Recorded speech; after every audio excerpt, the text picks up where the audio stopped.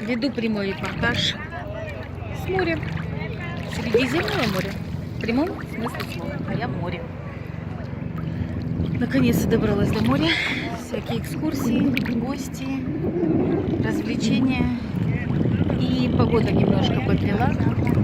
Было прохладно. Ну, прохладно по их меркам. 23, 24, 25. Сейчас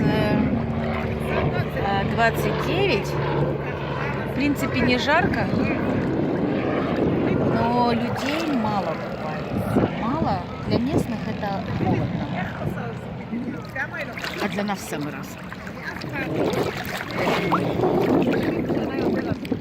Всем желаю в этом году побывать на море.